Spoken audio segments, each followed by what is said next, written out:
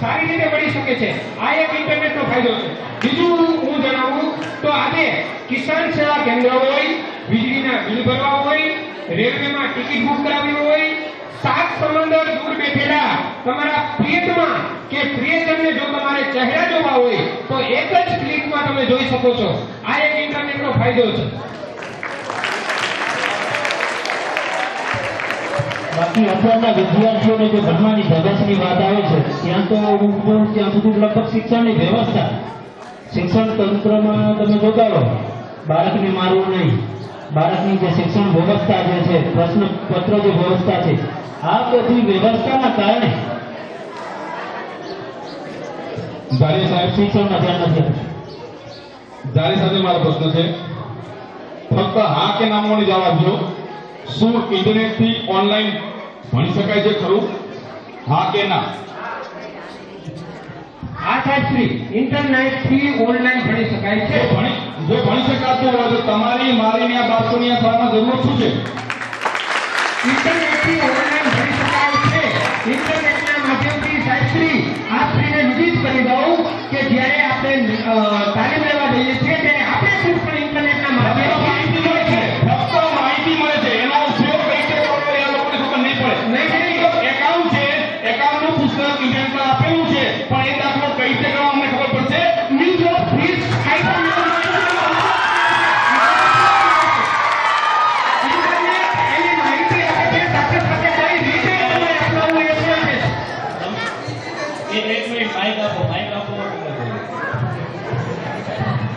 તમે જ્યારે ઇન્ટરનેટથી ભણી શકાય કીધું છે, સ્વીકારેલ સાહેબ, હું અસહમત છું। શિક્ષકથી જ ભણી શકાય છે।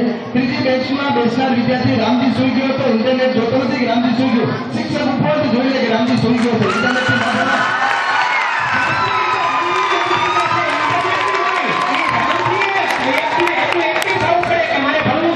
બાકી જ્યાં સુધી આપણને અંદરથી શું ચિંતા લાગે ત્યાં સુધી કાંઈ ન થાય। એ આપણને અંદરથી લાગવું જોઈએ। આપણને અંદરથી ભૂખ લાગે છે ત્યારે જમવા। શું રામજીને ભૂખ લાગે તો રામજી જમવા નથી બેસતો? રામજીને ભૂખ લાગે તો રામજી જમવા નથી બેસતો? તો એને ભાષાની ભૂખ લાગે તો એને સામે ઇન્ટરનેટ સામે જાગવું પડશે।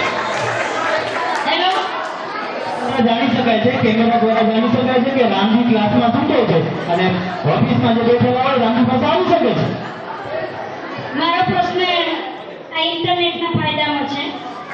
જો ઇન્ટરનેટના એટલા બધા ફાયદા હોત તો આ વડાપ્રધાન શ્રી નરેન્દ્ર મોદીએ જે વાંચે ગુજરાત અભિયાન ચલાવવું પડ્યું, એ શું કરવા ચલાવવું પડ્યું કે બાળકો પુસ્તકથી સાવ ભાગવા માંડ્યા હતા। એનો બધો જ ઉપયોગ મોટા ભાગનો એ ઇન્ટરનેટ એટલે કે મોબાઈલમાં જ હતો। આજના બાળકને તમે પત્ર લખવાનું કહેશો, ગુજરાતીમાં આવે છે, એ નહીં આવડે, એ વોટ્સએપની ભાષામાં લખી શકશે। બાકી જે પોતાની રીતે આપણે જે પહેલાથી અહીંયા જે પત્ર વ્યવહાર થતો ને જે લખતા, એ લખવાનો આજનો વિદ્યાર્થી બધું ભૂલી ગયો છે। તો એનો મતલબ શું કે ઇન્ટરનેટ છે તેમ છતાં એ પત્ર લખી શકતો નથી। જ્યારે ઇન્ટરનેટ નહોતું અને જ્યારે એકબીજા સાથે પત્ર વ્યવહાર ચાલુ હતો તો એ છોકરાઓને કોઈ દિવસ પત્ર ગોઠવવાની જરૂર નથી પડતી, એ લખી શકતો હતો। આપ સ્ત્રી એવું જણાવો છો કે ઇન્ટરનેટ થી એ બાળક લખી શકતો નથી, એ સાથે હું સંમત નથી। ઇન્ટરનેટના માધ્યમથી એ લખી શકે છે। એ બાળકને તમે માટેમાં બીજા બધા વગડાના વાત, એ નિબંધ તમે એની નોટમાં લખાવીને વાંચવા આપો છો એને રસ નથી પડતો, પણ જો તમે એને મોબાઈલ થઈ અને કહો કે આ વાંચી રસપૂર્વક વાંચે છે। આપણી અહીંની પરીક્ષા પદ્ધતિમાં પેપર લખવાનું આવે છે, સીધું ઓનલાઈન નથી। એ તો એના દ્વારા જાણી શકે છે કે લેટર કેવી રીતે લખાય છે, પત્ર કેવી રીતે લખાય છે, અહેવાલ કેવી રીતે લખાય છે, બધી માહિતી જે છે એના દ્વારા મેળવી શકે છે। અને અલગ અલગ પ્રકારના પુસ્તકો જે છે એ ઇન્ટરનેટના માધ્યમથી મેળવી શકે છે। આ એક વાત કહું, આપણે જે ભલે તમે કહો છો કે ઇન્ટરનેટના માધ્યમથી ભણી શકાય છે, બરોબર?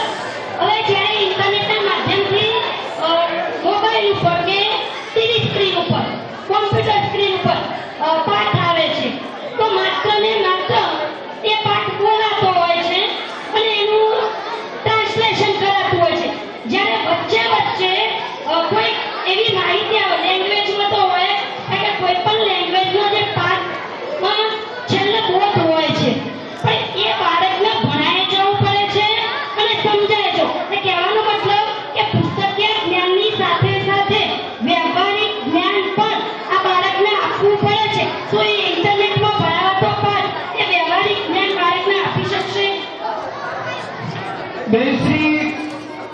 એક શિક્ષક 100 એક માતા 100 શિક્ષકની ગરજ સારે છે એની સાથે આપ સમજ છો તો એની માં એને વ્યવહારિક જ્ઞાન પૂરું પાડે છે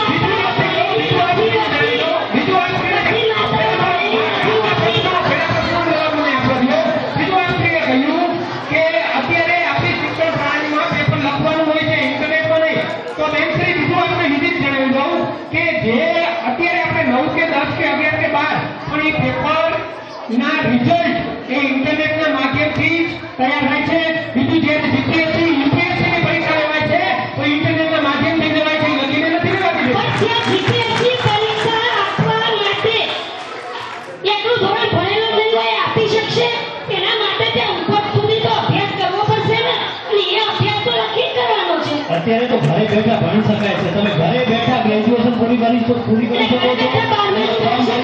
ઇન્ટરનેટ દ્વારા ઘરે બેઠા બારમાના માર્કશીટ લઈને ઘરે પહોંચી શકે એમ પહોંચી શકે છે માર્કશીટ આપણે ઘરે બેઠા આ બારમાના વિદ્યાર્થી છે કોઈ દિવસ સ્કૂલે ના આવે ઘેર બેઠા એ ખાલી ભણે છે અને પરીક્ષા આપી દે તો શું એ જે રોજ સ્કૂલે આવેલો વિદ્યાર્થીની સમકક્ષમાં આવી શકશે ખરો એક્સટર્નલ કોર્સ અત્યારે કંઈક બધા થાય છે એકો એક કોર્સ એક બીજી વાત એક્સટર્નલમાં ભણેલો વિદ્યાર્થી અને રોજ સ્કૂલે આવેલો અને ભણેલો વિદ્યાર્થી એ બંનેમાં ડિફરન્સ ઘણો બધો પડે છે આપણો સમય પૂરો થાય છે એક પ્રશ્ન છેલ્લો હું ફાયદા માટેની વાત કરે છે તો વાત કરું કે આપણે જોયું છે કે ધોરણ 10 અને 12 ની એક્ઝામ જ્યારે ચાલુ થાય છે એના 1 કલાક પહેલા પેપર આવી જાય છે જ્યારે હોશિયાર વિદ્યાર્થીને આનું નુકસાન થાય છે ઇન્ટરનેટનું માધ્યમ છે તો જ આજે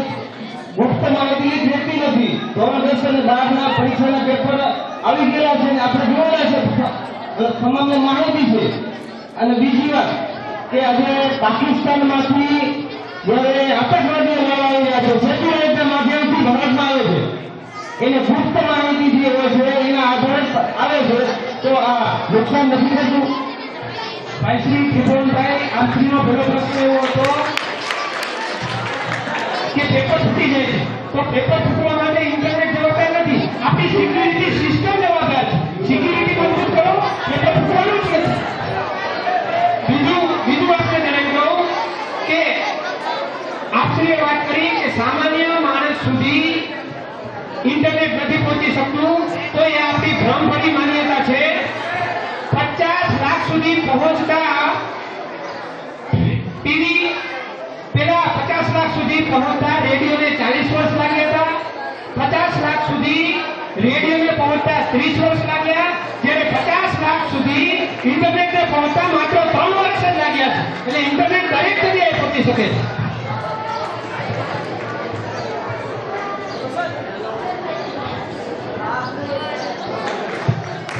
બેન ભાવનાબેન ને પ્રકાશ ભગત છે કોઈ વ્યક્તિ ડ્રાઇવિંગ કરતો ક્યાંક બહાર હાઈવે ઉપર જાય છે એટલે તેને અચાનક ફોન આવે ને તે ફોન ઉપાડે ને ત્યાં જ એનું એક્સિડન્ટ થઈ જાય તો વાંક કોનો ડ્રાઈવરનો કે મોબાઈલ મોબાઈલનો અને આપણો નિયમ જ છે કે ભાઈ ડ્રાઇવિંગ કરતી વખતે સૌથી પહેલા સાંભળી લો શાંતિથી મોબાઈલનો ઉપયોગ ડ્રાઇવિંગ કરતી વખતે કરવો નહીં એ આપણે નક્કી કરેલું જ છે અને છતાં પણ આપણે ડ્રાઇવિંગમાં ધ્યાન ન આપી અને આપણે ફોન ઉપાડ્યો હા તો એને ફોન ઉપાડ્યો એટલે જ એક્સિડન્ટ થયું ને તો એ ડ્રાઈવરનો વાંક આવ્યો ને ડ્રાઈવરનો વાંક છે મોબાઈલનો વાંક નથી ડ્રાઈવરની બેદરકારી છે ડ્રાઈવરની બેદરકારી છે બેદરકારી વિરુદ્ધ ભણવા પણ કરી શકો છો હા મોબાઈલ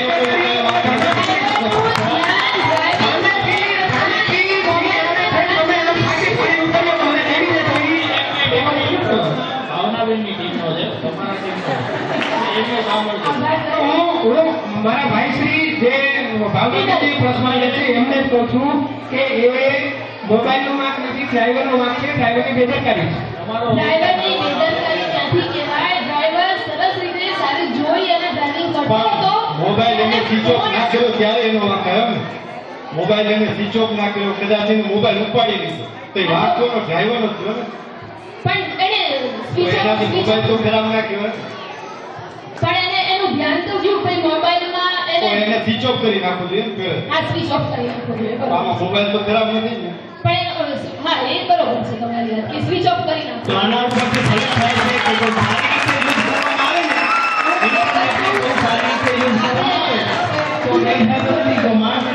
વિચારીને એનો ઉપયોગ કરે તો બધું ઉપયોગી છે.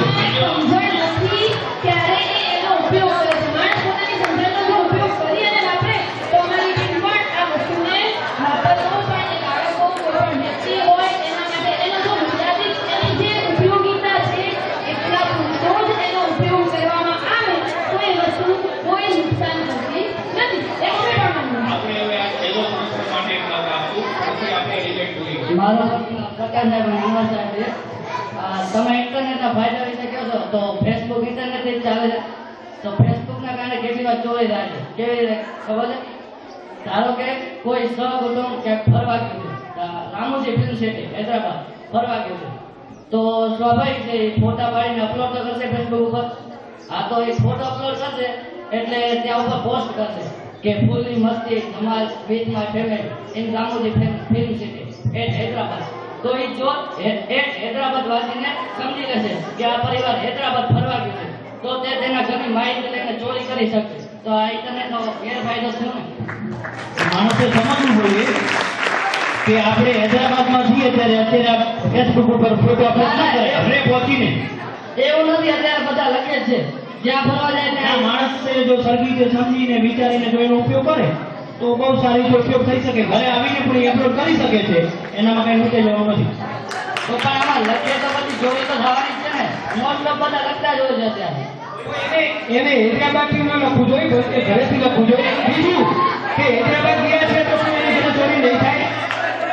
ફેસબુકમાં અપલોડ નથી કર્યું તો શું એની ઘરે ચોરી નહીં થાય? તેમ છતાં પણ થઈ શકે છે.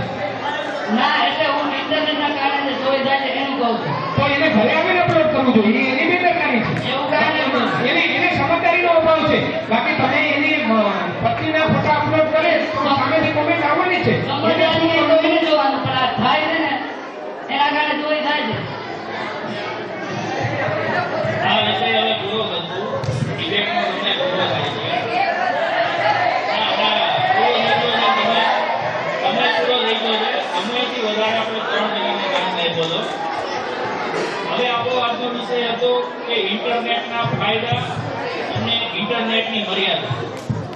તો આપણે અત્યારે જાહેર જીવનમાં મોટા ભાગનો ઉપયોગ ઇન્ટરનેટની મદદથી કરવી છે અને તેનો ફાયદો પણ મેળવીએ છીએ. એના માટે આપણે ફેસબુક, વોટ્સએપ વગેરેનો ઉપયોગ કરવી છે. ઝડપથી માહિતી આપણે મોકલી શકવી છે અને એની સામે એના ગેરફાયદા પણ છે કે ઓનલાઈન બેન્કિંગ અથવા ઓનલાઈન શોપિંગ કરો છો તો તમે માત્ર ફોટો જોઈ અને ખરીદી કરો છો. જ્યારે તમે વસ્તુ લેવા જાઓ છો દુકાને ત્યારે તમે જેટલી ચેક કરી શકો છો એટલી ઓનલાઈન શોપિંગમાં કરી નથી શકતા. એની પ્રમાણમાં તમે જુઓ તો તમે દુકાનમાંથી લીધેલી વસ્તુ અને ઇન્ટરનેટમાં ઓનલાઈન લીધેલી વસ્તુમાં ભાવમાં ડિફરન્ટ હોય છે. કેમ કે ઉત્પાદક દ્વારા સીધો જ તમને વેચવામાં આવે છે. જ્યારે દુકાનમાંથી લીધેલી વસ્તુ છે એની વચ્ચે 3 ડીલરનો એમાં કમિશન હોય છે એટલે એ બેનિફિટ મળે છે. એ ચોક્કસ વસ્તુ છે.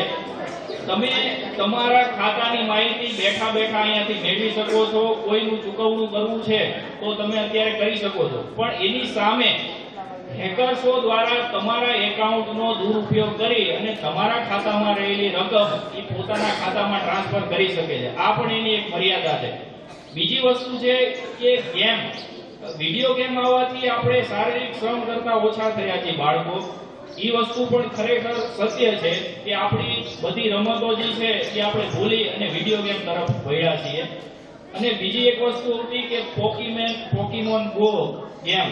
તો એને એ ગેમ એટલા માટે બનાવવામાં આવી હતી કે તમે ગાર્ડનમાં ચાલતા ચાલતા રમી શકો, બેઠા બેઠા નહીં, ચાલતા ચાલતા. પણ એનો ઉપયોગ માત્ર એટલો હતો કે ગાર્ડનની અંદર. પછી આપણે રસ્તામાં નીકળ્યા એટલે એનો ગેરફાયદો આપણે સમજાણો કે એક્સિડન્ટ થવા લાગ્યા. એટલે આ દરેક પાસાની બે બાબત હોય છે. એમાંનો આપણે એનો સદુપયોગ પણ કરી શકીએ છીએ અને દુરુપયોગ પણ. એટલે ઇન્ટરનેટ ઓવરઓલ જોવા જાવ તો તમને ફાયદો પણ કરાવે છે અને એની મર્યાદાઓ છે જે આપણે જાણવી તો આપણે એના કારણે દુઃખી નહીં થઈએ અને એનો સારો એવો ઉપયોગ કરી શકીએ.